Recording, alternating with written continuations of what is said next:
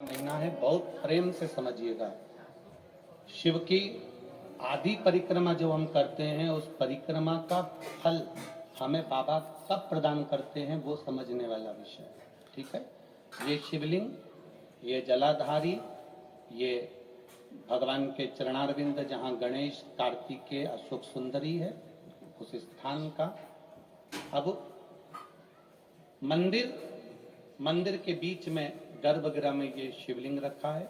हम जब परिक्रमा चालू करते हैं तो यहाँ से यूं गए और यहीं से हम वापिस आ गए, वापिस हम यहीं से आ गए।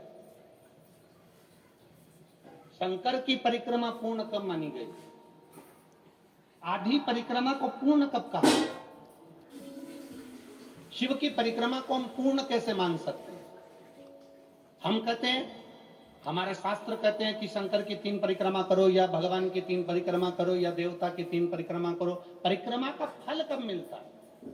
परिक्रमा का अंश फल कब मिलता है? शिवलिंग जलाधारी मंदिर के बीचों बीच। जब मंदिर के बीचों बीच है, नंदी बाहर है, आपने परिक्रमा करना प्रारंभ करा, पूजन करने के बाद यहाँ तक गए, यहाँ से पानी बहता है, जल बहता है, तो हम इसको लांघते नहीं है, नहीं लांघते ना, इसको लांघते नहीं है। जब हम परिक्रमा करने के लिए यहाँ तक जब पहुंचते हैं, पहुंचने के बाद यहीं से थोड़ा सा पीछे हटकर हमको शंकर के शिवलिंग के वहीं से खड़े होकर नंदी का दर्शन करना चाहिए। जब हम परिक्रमा कर कर वापिस लौटते हैं, नंदी का इस शिवलिंग के सम्मुख से जब बाहर बैठे नंदी का हम दर्शन करते हैं और वापिस अपनी जगह पर आकर खड़े होते हैं, तब हमारी परिक्रमा एक पूरी मान ली जाती है और उसका फल हमें प्राप्त होता है।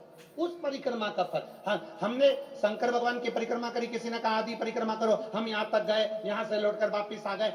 उस परिक्रमा करते समय हमने नंदी का दर्शन एक बार भी नहीं करा। अगर नंदी का दर्शन नहीं करा तो उस परिक्रमा का कोई फल हमें प्राप्त नहीं हो सकता।